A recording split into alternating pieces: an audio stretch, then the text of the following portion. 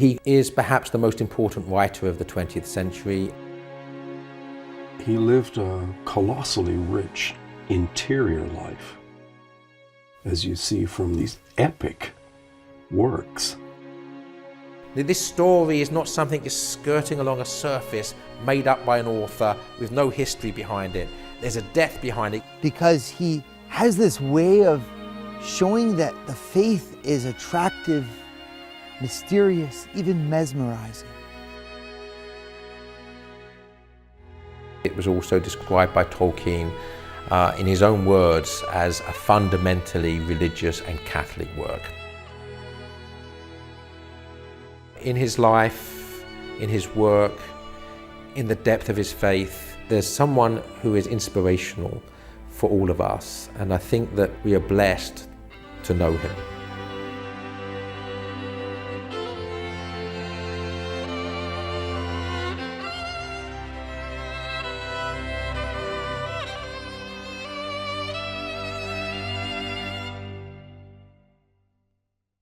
John Ronald Reuel Tolkien, better known as J.R.R. Tolkien, is perhaps the most important writer of the 20th century and one of the writers of the great classics of Western literature. Insofar as his writings, which have inspired the world, he's usually listed as the 20th century's most popular author. He's known in every part of the world, translated into every language. There's a deep attraction that people have to his writings. Tolkien's work can be seen in many ways as an unfinished painting. We can imagine Tolkien as a family man, 4 young children and a wife and a day job, and having to write The Lord of the Rings in the early hours of the morning because that's the only time he can possibly do it, trying to finish his painting. So Tolkien's corpus, the entirety of his work, most of it's unfinished. We have The Lord of the Rings, if you like, is the one perfectly finished part of the story, of the painting. We also have The Hobbit as basically a finished part. And then we have what's become known as the Silmarillion and the multi-volume History of Middle-earth. And these are fragments, right, of the unfinished part of the painting.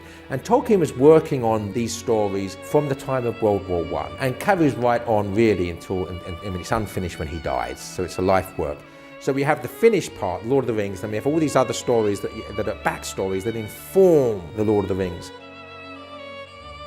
Those of us who know the Lord of the Rings can see Catholicism super saturated within its very fabric. Many of us have seen and loved the movies. And of course, to experience Middle-earth as we experience it in the movies, we have to go to New Zealand.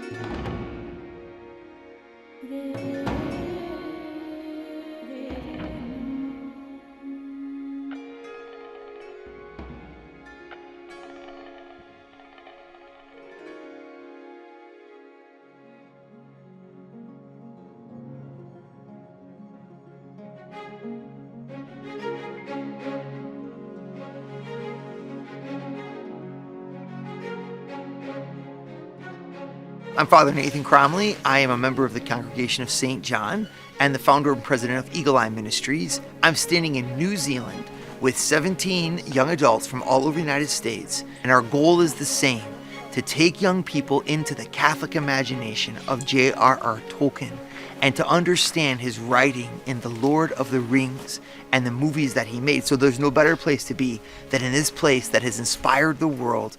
But we want to show how the faith is found in the Catholic imagination of Tolkien. And we want the young people to touch something there that will change their lives as well.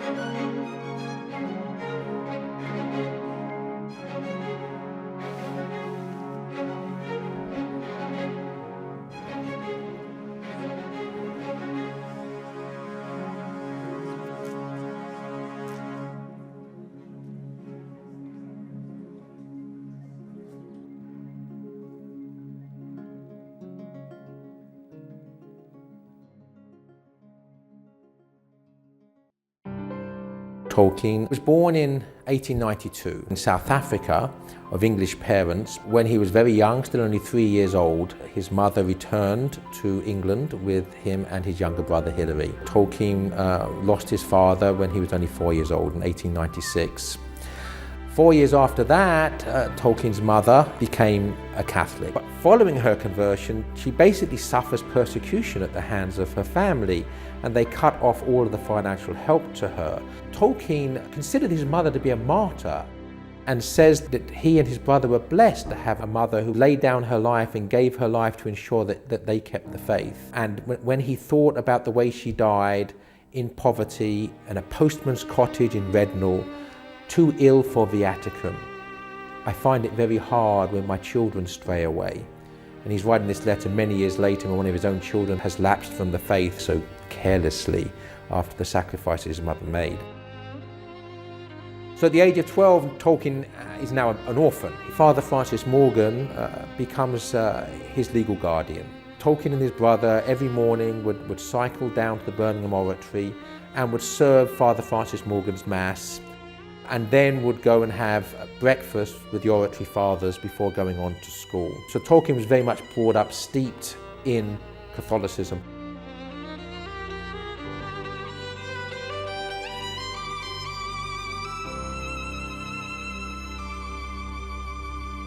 He says on one occasion that I was born in the Shire in a pre-mechanical age. What he means by this is he experienced the English village after living in the slums of Birmingham. Birmingham was all about factories and smoke and soot. Remember that Tolkien's family were living in poverty. Behind the cottage was a railway line. Behind the railway lines were factory chimneys belching out smoke, right? And then they moved from there to a little small village in Warwickshire called Sarehole, with a pond to play in, trees to climb, woods to fire the imagination.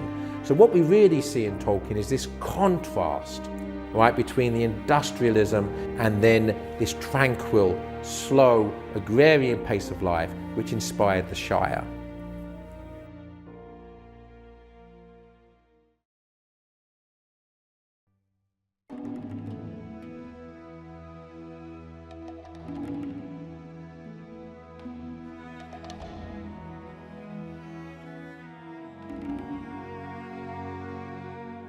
A thing about mountain peaks that I particularly love is that they're a place of vision. It's a place where you can see, a place where you pause kind of in silence and are able to see. What you oftentimes will see is a pathway to the next destination. And this can be a frustration for a lot of us. We live in a culture where we're promised rest. If you buy this, you'll receive rest. If you get this article of clothing, you'll never want any more. And yet it's a kind of a crock because you never get that rest. There's a part in us that resists the pilgrim way. Kind of like Frodo and Sam and their little companions who were constantly talking about going back to the Shire. Because at the Shire, everything was the way it should be. And what's neat about Tolkien's imagination is it all begins when Bilbo Baggins, he decides to leave the comfort of the Shire because there's another world out there, and he begins a journey. And that journey ends up going on to his nephew, who continues on with his friends and discovers that there's a war taking place around them that will threaten the very existence of the Shire. And unless they sacrifice their comfort, the Shire itself will be taken away from them. My friends, a Christian is not called to live in the proverbial Shire. Christian is called to engage in the battle that's shaking the existence of the earth. The moral struggle of what to do with your freedom. Frodo chose to go to his death in order to fight for his friends. That's what he chose to do with his freedom. He could have done anything. The comfort of the Shire is an illusion. The journey is the gift. And yes, we want there to be this place of rest. It will come. It will come at the end, but it will only come to those who have merited it by their sweat. The rings of power. I want you to receive these rings with this symbolism. This is your ring. It could be a relationship. It could be the mastery of your body. It could be courage to actually start that journey. I don't know what it is, but I want you to carry it throughout this trip, because we're going to climb up the slopes of Mount Doom, and I'm going to carry it to him, and I'm going to put it into the heat of the furnace of his heart. We've summited our first peak. Congratulations.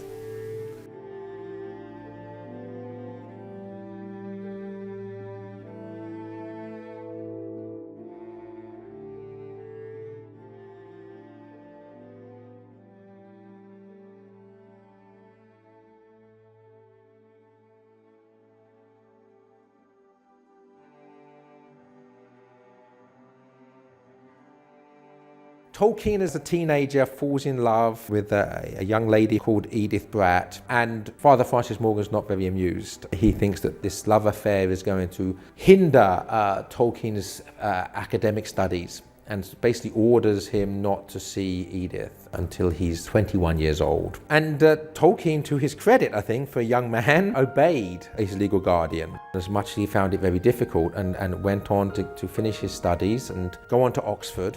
But on his 21st birthday, he writes to Edith, only to discover that Edith at this stage is engaged to marry someone else. But Tolkien had a never say die attitude, and arranged to meet her and convinced her that she was making a mistake in being engaged to marry this other man, and that he was her true love. And so she broke off the engagement, and they got engaged to be married, and they were married in 1916.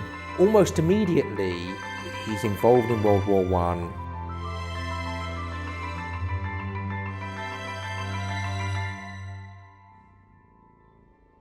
The experience of both Tolkien and Lewis in the First World War is something almost impossible for someone of my age to understand. Both Tolkien and Lewis said that at the end of the First World War, all of their friends were dead. That's almost inconceivable. If you walk into New College, where Tolkien's son Christopher was a fellow, in the chapel there is a memorial to the men of New College who died in the First World War. And it looks like most of the college must have died. The impact of that, something like the Black Death in the 14th century, when 40% of the population, maybe, died. And to have lost their context would be, you might think, deeply impoverishing. For that to happen at 18 is difficult to take on board. And one of the ways that they may have done it was to live in their interior worlds, that they created other universes and wrote these immensely long books about them.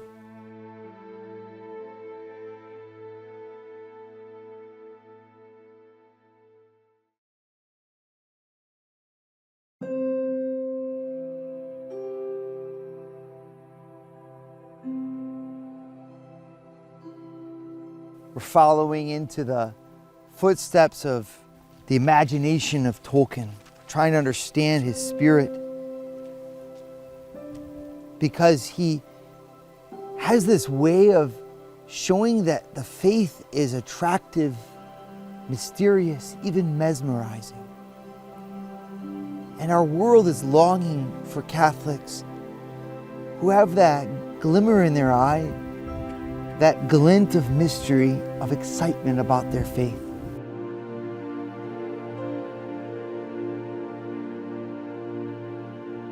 What am I doing to speak to a world that needs Jesus so badly? How do I capture its heart? Tolkien gives us a way. People have come to this island from all over the world because they've been captivated by the message of J.R.R. Tolkien. But J.R.R. Tolkien understood that his story was imbued with a sense of the gospel of Jesus Christ. I mean, think about how many atheists, how many agnostics, how many non-believers are mesmerized by his tale, who read it, understood it, have been spoken to and inspired by it. Countless. Why? Because Tolkien was in love with something that every heart longs for. A mystery that is true. I think that for a lot of us, we're bored in our faith because we've allowed its presentation to lose the sense of mysterious wonder that Jesus Christ himself endowed it with. I want you to fall in love with the romance of Catholicism. That's why we're having Mass in an open field. That's why we stand on mountain peaks. That's why we push ourselves to these places that we'll never be again, because Catholicism is a wild ride of an adventure. It means following a man God to the cross to find life in death. Fall in love with the mystery and be embraced by truth. Don't allow your faith to be a boring set of propositions to agree with or disagree with. That's not faith.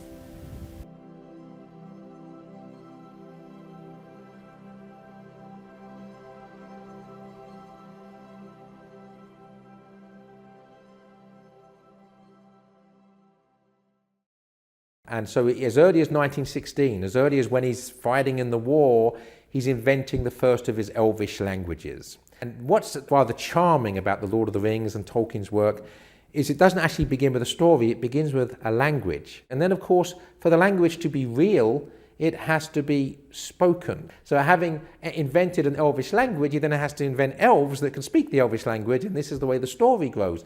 So actually there's an analogy, if you like, with St. John's Gospel, because in the beginning is the Word, and the Word becomes flesh in story. Throughout this period, he is inventing stories that would be published after his death posthumously as the Silmarillion. This includes the creation of Middle-earth, and the creation of Middle-earth parallels, dovetails, in a completely orthodox fashion, the book of Genesis. So Tolkien returns from the war, and he and Edith have 3 more children, so they have 4 children, 3 sons and 1 daughter. By this time, Tolkien is pursuing an academic career. He always loved languages. Tolkien was a professor of philology at Oxford. That was his lifelong career. Philology derives from the Greek word philologia, and it means love of language. But logos in Greek, it's a complicated word, as you're meant to infer from the beginning of John's Gospel. In the beginning was the Word.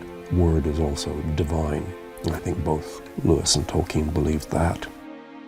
No question. He lectured in Old and Middle English.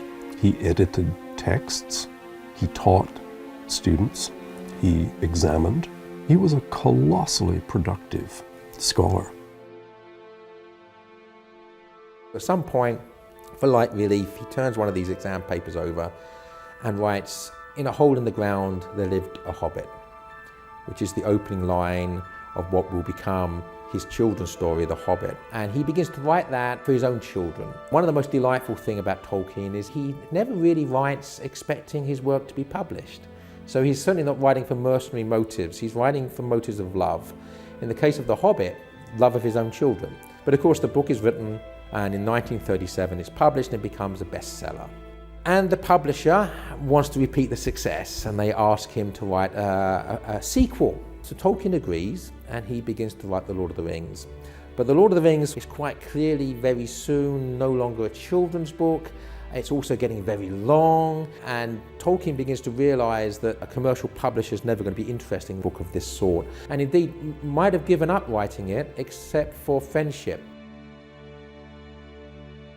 One of the great blessings in Tolkien's life as a professor at Oxford was his friendship with a young C.S. Lewis. But he's an anti-Catholic atheist because he was born in Belfast in Northern Ireland of Protestant parents. So you would have thought that Tolkien and Lewis would have nothing at all in common. But the thing they shared was the love of mythology. And then in 1931, there was what Lewis calls a long night talk. And the subject of the conversation was myth. C.S. Lewis says, myths are lies and therefore worthless, even though breathed through silver. In other words, we love myths because they're beautiful, but they're ultimately a lie, and therefore ultimately on the deepest level, they have no worth. Now, this was like a red rag to the bull to Tolkien, who said, no, they're not lies. And he went on to explicate what I call his philosophy of myth. And he said that God himself is a storyteller, that history is his story, that the life, death and resurrection of Christ is his story, that we're made in God's image, that our own stories are not lies, contrary to what Lewis seemed to believe, but actually contained splintered fragments of the one true light that comes from God. Now, this understanding of myth had such a radical and revolutionary impact on C.S. Lewis that within a couple of weeks of that conversation with Tolkien, Lewis was writing to a friend to say that I have definitely become a believer in Christ. So we actually have, and I think this is charming, Tolkien to thank for the Chronicles of Narnia. But the gift is both ways, because Tolkien said that if it wasn't for Lewis, who he called the great encourager, he probably would not have finished writing The Lord of the Rings. So the really charming thing about this friendship between these two wonderful writers is if it wasn't for Tolkien, we wouldn't have the Chronicles of Narnia. If it wasn't for C.S. Lewis, we wouldn't have The Lord of the Rings.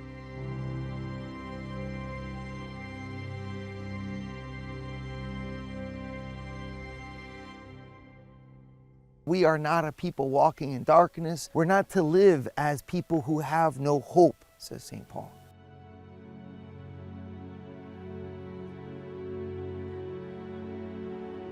How do I live like someone who has hope? A person who has hope enters into the battle. If you didn't have hope, you would flee. We see this in Helm's Deep. The king, Theoden, alas, continues to run away. So they retreat to the Helm's Deep, and then they retreat to the second level. And the women and children are all going to be killed. And what happens exactly at that moment? The promise of Gandalf, who is this prophet of hope. Look for me to the east on the 5th day at dawn. There was a promise made, and that promise will be sure enough that we're going to ride to our certain deaths. And therefore he turns to the king and he says, we must ride out to meet them. And they mount their horses and they crash through the door into imminent death with the confidence of the victory that came. But Tolkien's myth is true because it's founded in Jesus Christ's resurrection. And he has told us that he will come again and that he will consummate what he has begun in his church, and that his bride will be presented to him without spot or wrinkle, holy and immaculate in his sight. And confident with that promise, the preacher of the church stands before you to say, ride out to meet them. What are you so afraid of? Victory is yours. Hope makes warriors. This is the truth that Tolkien saw in Christ and encapsulated in his work. Now it's up to you to hear it and then make it happen.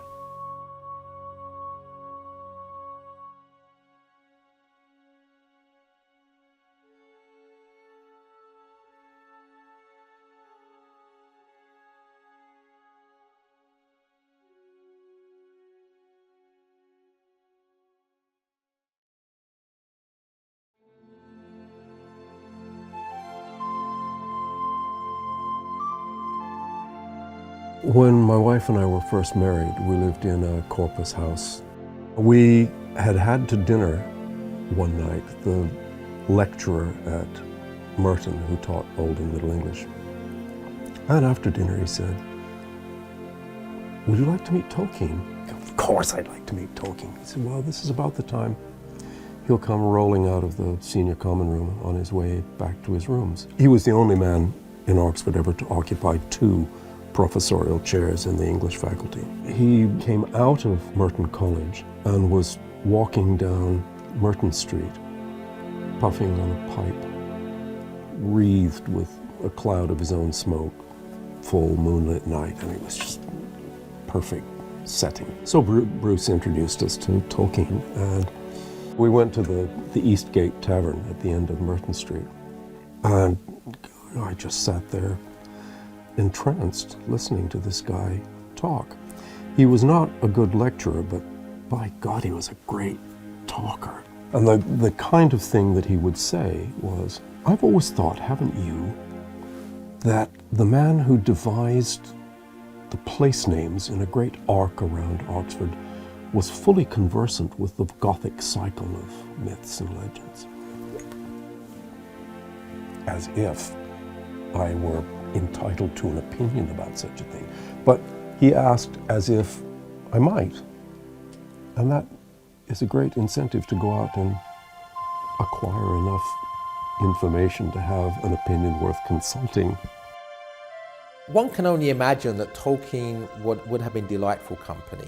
The Inklings, this group of friends, which included C.S. Lewis as well as Tolkien and many others, Catholic and Anglican, they met together in the Bird and Baby pub where they would have a few pints of beer and talk about everything under the sun, literature, their own work. So we have this vivaciousness, reminds me of the likes of G.K. Chesterton and Hilaire Belloc, which is really inherent in someone who's alive with the Catholic faith.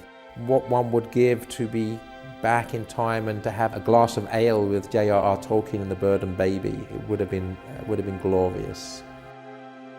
One of the wonderful fruits, of course, of Tolkien's time in the Eagle and Child pub, the Bird and Baby, with C.S. Lewis and others, is how he brings that atmosphere to life in The Lord of the Rings, in the Shire, in the Prancing Pony, in the Green Dragon, in the way that the hobbits enjoy themselves in pubs. It really brings to life that healthy friendship that we should have with our fellow man. The real depth of Tolkien's and Edith's love for each other. When she died, he was heartbroken, and he had put on her gravestone the name Luthien. Now, Luthien was the heroine of an early story he wrote, Beren and Luthien, and it's a love affair between a mortal and an elvish woman, and how she sacrifices her immortality in her love for him. It's a beautiful love story, and there are descriptions of Luthien in that story which he said were inspired by a vision of Edith when she was a girl in the woods and the sun on her hair and basically her dancing in the woods. And his children, of course, understood the significance of this. So when he dies, they place on the gravestone Beren and Luthien. In other words, that the great love of Luthien's life is now reunited with her. And the gravesite actually today it has become something of a shrine. I've been there on more than one occasion, and often you find rosaries draped over the plants next to it, because there's something very holy about J.R.R. Tolkien. It's not for me to canonize him, of course.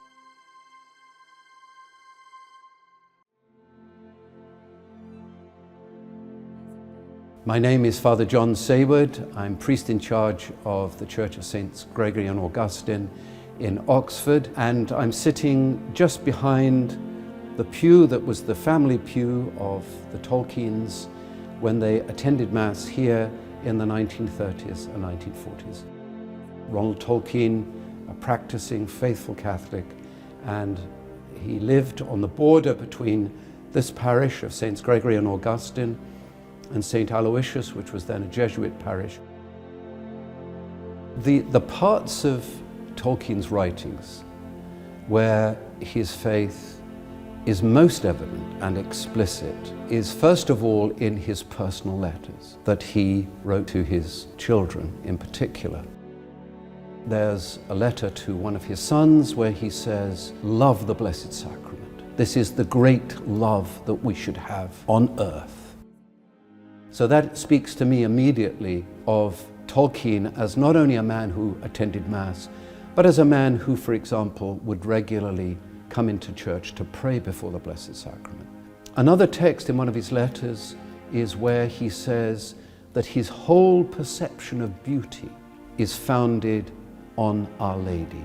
He says, in simplicity and majesty.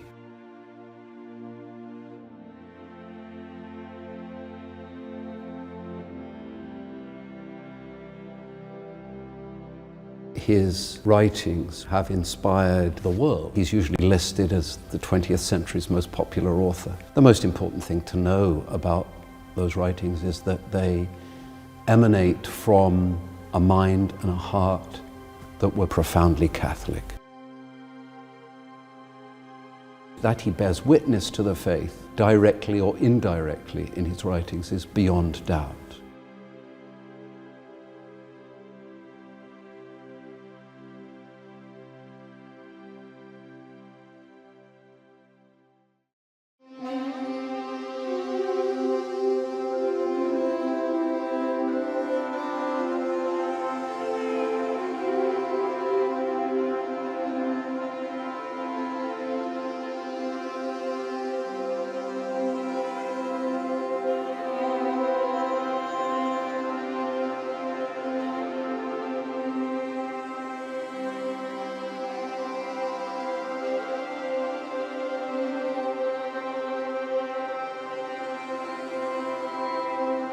Out of the darkness of my life, so much frustrated, I put before you the one great thing to love on earth, the Blessed Sacrament. There you will find romance, glory, honor, fidelity, and the true way of all your loves on earth. And more than that, death.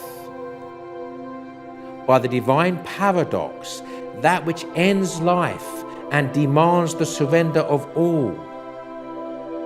And yet by the taste or foretaste of which alone can what you seek in your earthly relationships, love, faithfulness, joy, be maintained, or take on that complexion of reality, of eternal endurance.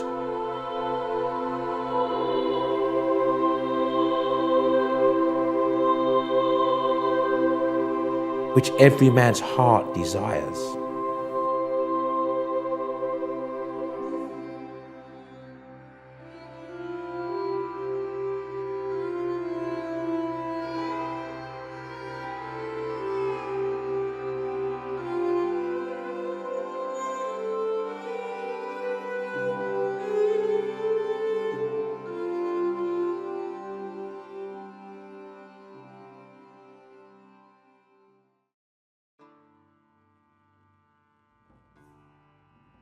What an imagination in Tolkien to think of his hero being this little halfling called a hobbit.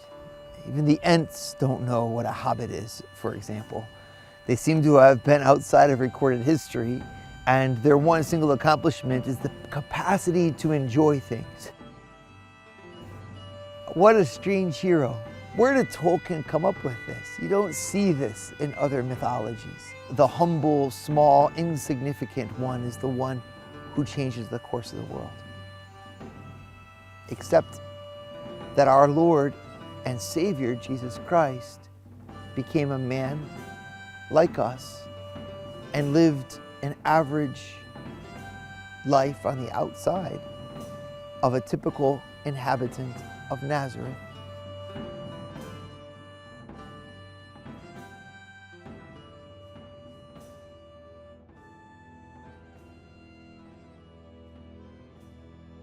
Almost as if the power of Catholicism is to say that the ordinary is extraordinary, and that wherever God is, there can be nothing better. There's plenty in The Lord of the Rings of heraldry and heroism and amazing times and the end of all things being at hand. And what's cool about it is that at the same time as you have that cataclysm happening, you have this little dumpy hobbit and his friend Sam who are making their way into Mount Doom. That's a Catholic imagination. This is Christianity. To say that it's in the small things that God foils the plans of the great. The thrones will be cast down, and the lowly will be lifted up. Where do we see this? Jesus himself, Philippians 2, though he was in the form of God, did not deem equality with God something to be grasped at. What an amazing thing, like the ring of power. My precious, we're grasping at it, right? And that's kind of what we all wish we were. I wish I wasn't myself. Everyone else is better than me. We just look around and we're constantly saying, oh, I wish I could grasp at that. How amazing it would be to simply say, I would accept who I am, even in my lowliness and my ordinariness, as if it was my mission from God. There's no ring I'm going to try to clamor after, except the truth of who I am. This is what Frodo does. And I think this is really the fruit of the reflection of Tolkien on the life of Christ.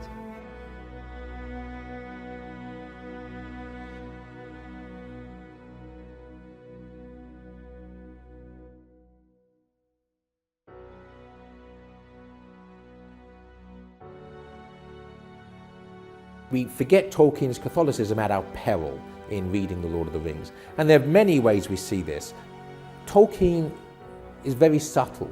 So there are no characters that are merely symbolizing one thing. But there are characters who remind us of Christ, and therefore, in some sense, of Christ figures. Frodo's journey as the ring bearer, as the sin bearer, is Christ's figure as the cross bearer. Also in the sense in which we are meant to be Christ figures, as those who take up our cross or our ring and bear it to death itself. But there are other Christ figures. Gandalf is a Christ figure, and he's a Christ figure because, first of all, no greater love has any man than to lay down his life for his friends. And he does it by fighting a demon, the Balrog, at the bridge of Khazad-dûm, and he apparently dies. When he comes back, therefore, it's a resurrection, and his robes are so white that it's like the sun shining, it dazzles them, so they can't even see who he is. So we have with Gandalf, we have death, resurrection, transfiguration. So in these three separate senses, we can see Gandalf as a Christ figure. Aragorn is a Christ figure. But in Aragorn's case, he's a Christ figure because he's Christ the King. Only the true King can descend into the life of the dead and survive. When Aragorn takes the path of the dead, not only does he survive, he has power to release the dead themselves from their curse and rises again with them and fights the battle against evil with them. There are also everyman figures, those characters in The Lord of the Rings that in some sense signify all of us. And the most obvious of these is Boromir. He's the miserable loser, if you like, who betrays the Fellowship, who tries to steal the ring. But Boromir dies saving the hobbits. Better than that, he says, I have paid. In other words, there's the act of contrition and the act of reparation. At that point, Aragorn says, no, you've won a great victory. His last act as a living man is to smile. We also given Faramir, Boromir's brother. So we have one everyman figure, we have his brother. And what Faramir says is, I would not pick up the ring if I saw it lying at the side of the road. So I'm not interested in the ring. So we have, if you like, Boromir, the Magdalene figure, and we have in Faramir almost a Blessed Virgin figure, this perfect saint, the one who will not be tempted by evil. But in case now we're thinking, well, Tolkien's being pretty lenient on us, he also gives us the third everyman figure, and it's one of the most realistic depictions of the effects, the psychological effects and the spiritual effects of addiction to sin, is the Gollumization of the soul. We do see in Gollum also this warning, if you like, this cautionary tale of what happens if we allow ourselves to become addicted to the power of the ring, addicted to the power of sin.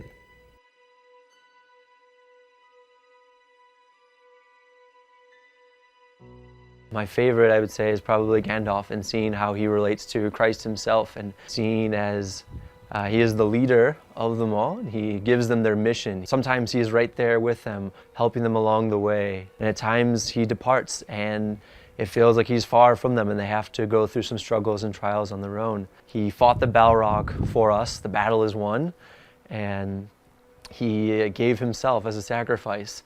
And when he says, "Fly, you fools," and it seems like he lets go. He continues actually to do battle with the Balrog. And to me, that's redemptive suffering. That's a sacrifice on the cross. It makes the faith easier to understand. It's relatable. I'm definitely a visual learner, so like reading the Gospels, imagining in my head, and then watching the movies, like seeing Gandalf, and it's easy to see how that is the role that Christ plays in each of our lives.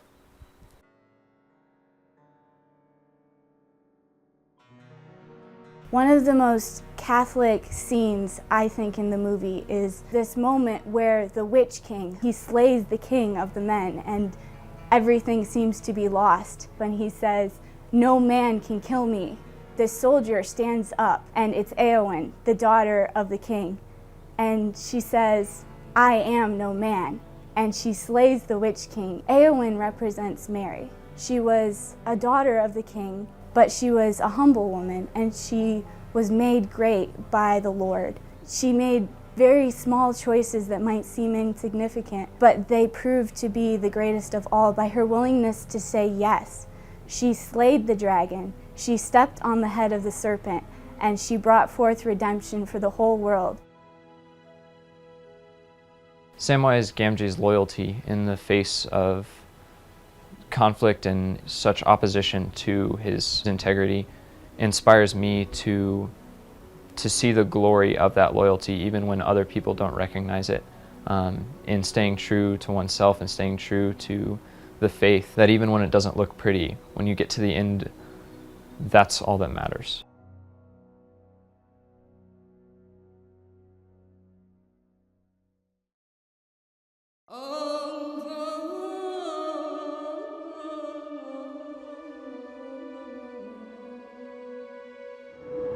So here we are, Mount Doom. Day has come, and we are going to the top. We're also going to be encountering ourselves, the depths of who we are, and the voice of God, what He wants from us.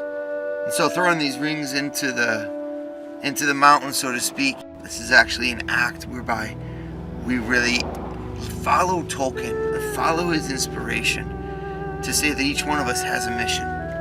And that mission is a personal conquest and our freedom, a personal challenge for our lives to be great, to dare something great, and to follow his call.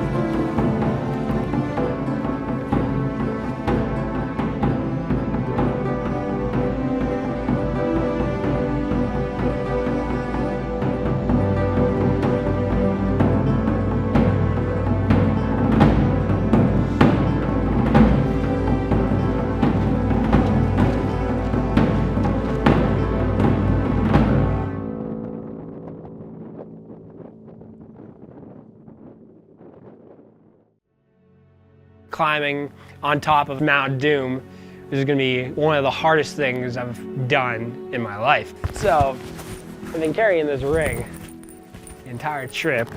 My ring is my selfishness. Sometimes I focus too much on myself instead of giving myself to everybody. And Father Nathan said that in order to get something out of this trip, you really need to give of yourself. I pray for each one of my family members for one or two specific intentions. But for me personally, it's my journey to seek after Christ, and I felt that I needed to leave the comfort and security of home and family and a steady job. I need to be stripped away of many things in order to seek after Christ better. And when I ring, I pray for each one of those people, and I think of my own struggles and my own yearning to encounter God Himself, and encounter Jesus Christ, and to walk with Him wherever He asks me to walk. I live in downtown Chicago. My everyday life is very secular and it's very full. I brought that here as my ring. It's an opportunity to live a little bit differently. So I put that ring in my chest, carry it with me the whole way. I'm gonna throw that sucker into the fire as I build my character and have practice living a more Catholic life in the secular world.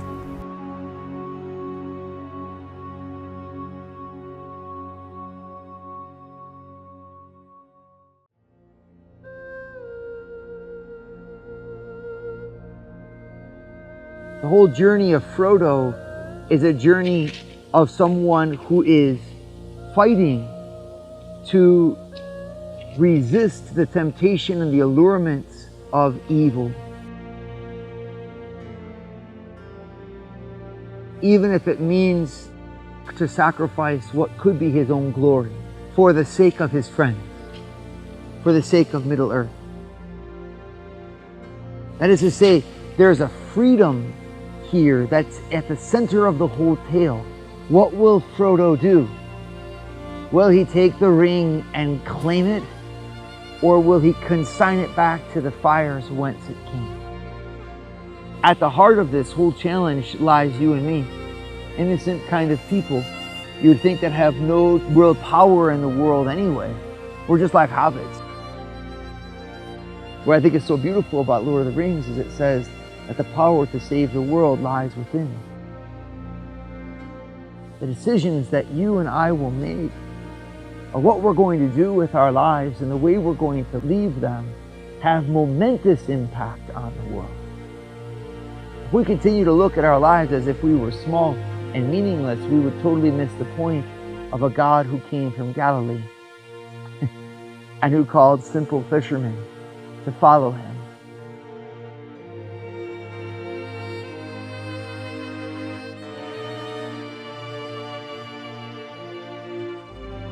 Let go of thinking little thoughts. Let go of mediocrity. Let go of the hatred, the bitterness, the slander, the lack of purity. Let go of them into the fire from whence they came, because they lay no more hold over you. And listen to the call of Christ. His call is a call to heal.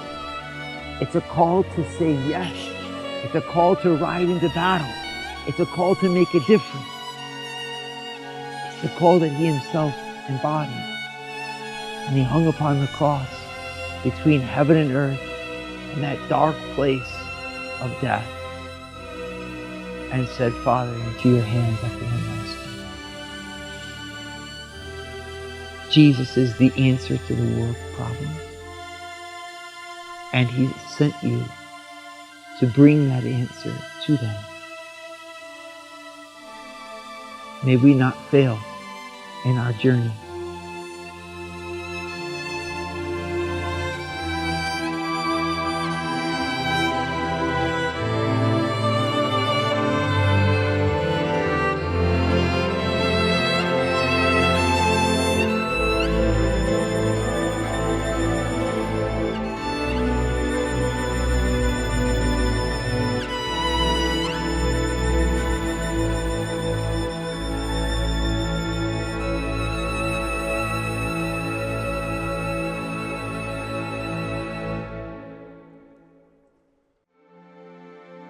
But Tolkien's life, other than that, really, in many ways, is largely uneventful. His day job remains as a professor at Oxford University. He obviously becomes wealthy once The Lord of the Rings is successful, and he retires, largely due to his wife's needs and illness. They move from Oxford for a few short years to Bournemouth on the south coast of England. When Edith predeceases him, obviously he's heartbroken. She dies in 1971.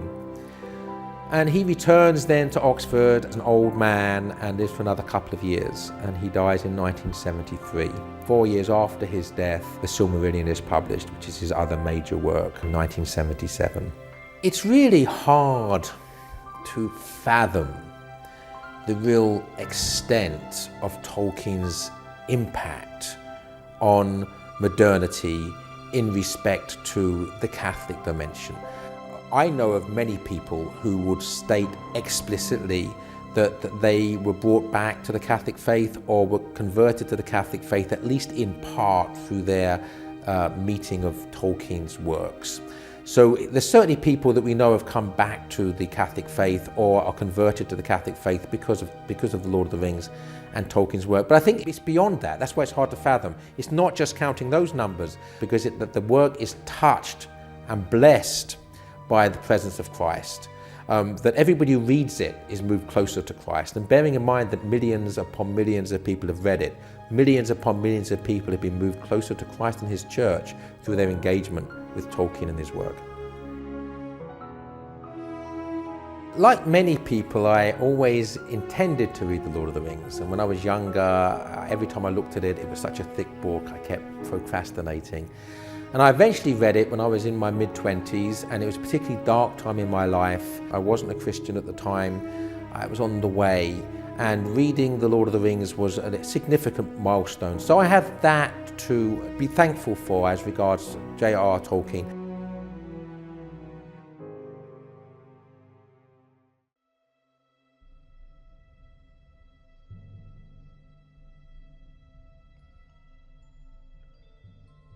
I came here trying to dive deeper into my vocation, and it's been a really incredible experience. I mean, experiencing God in different ways, I think that's where the money is. I think that's where you're really gonna find who you are inside, and you're really gonna find a deep relationship with God, whether it's backpacking up mountains or adoration on the side of cliffs. I think it's a really cool thing to experience God in different ways. Just physical sickness. I came over here sick off the airplane. That's probably been the hardest part of this trip. I've been praying about it for a week. Like, God, why are you making me sick in New Zealand? We're going discovering hobbit holes and climbing mountains. And I believe that he's telling me, you gotta suffer to be a Christian.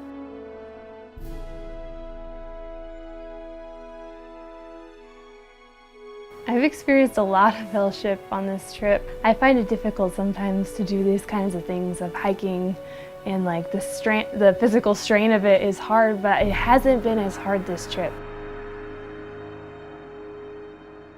Someone's always laughing or joking around. I remember one time we were walking up the Pinnacles hike, and I just felt really worn down, and then Zach started singing, and I'm like, oh, and it just lifted me up. And it's just that community of, we don't always know how we affect one another in that way, but just being together in this journey.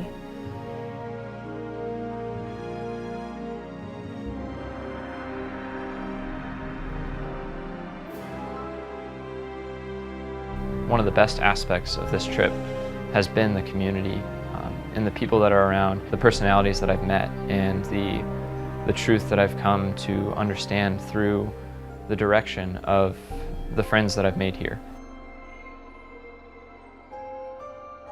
That is something that's challenged me in new ways, and really given me things to think about and things to pray about, and an idea of how to move forward a little bit from where I am in my faith right now.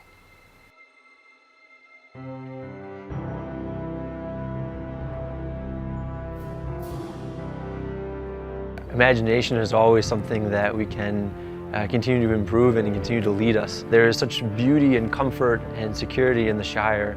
You know, it doesn't even look like they have jobs. There's lush green pastures, and there's a lot of merrymaking, there's a lot of drinking, there's a lot of fellowship. And Gandalf comes into that itself and asks them to go on a great journey. And it's adventure, absolutely, but there's trials through it.